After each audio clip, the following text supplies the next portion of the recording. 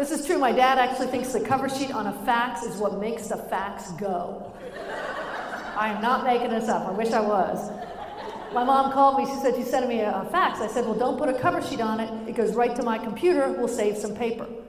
I could actually hear my dad in the background going, you got to put a cover sheet on it. It'll never know where to go. I'm like, no, you don't. I can hear my mom. Yes, you do. No, you don't. Yes, you do. My poor mom is in the middle of this, you know. She's smart enough about technology to know I'm probably right. She's smart enough about my dad to know he needs to be right. So she did a compromise. I got the fax. She put a cover sheet on it, but she didn't fill it out.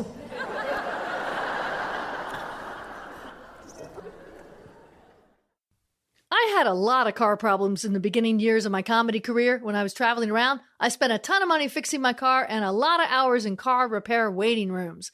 I kept thinking the car was fixed and then something else would happen. Aside from mechanical problems too, I had an oil leak nobody could find.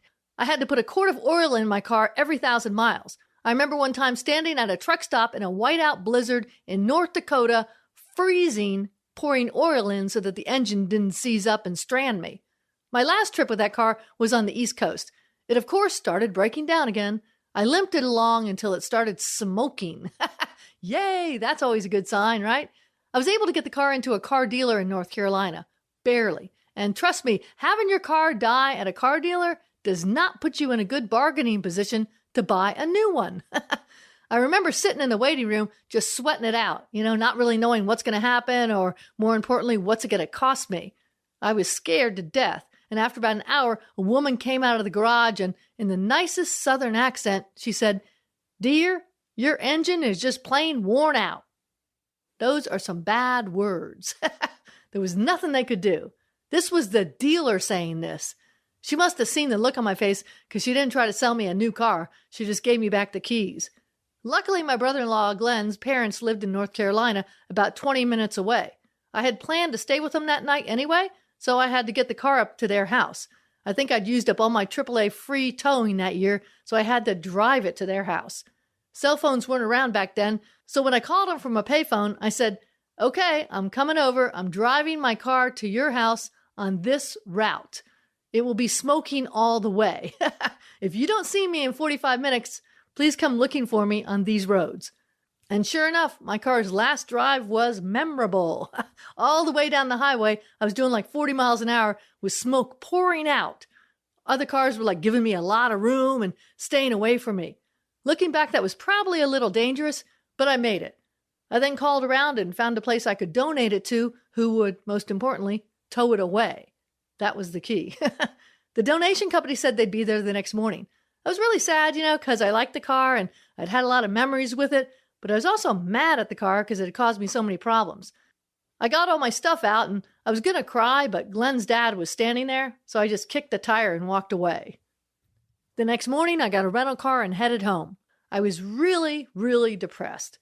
I didn't have much work on the books, and I didn't have a car to get there anyway if I did have work, and I really didn't have any money to buy a car. It was a depressing catch-22, and I was really ready to give up. About 10 o'clock that night, I got near my condo, and I was so down that I didn't want to drink a beer because I was afraid I wouldn't stop. So about a block from my place, I popped into a bookstore and got a book.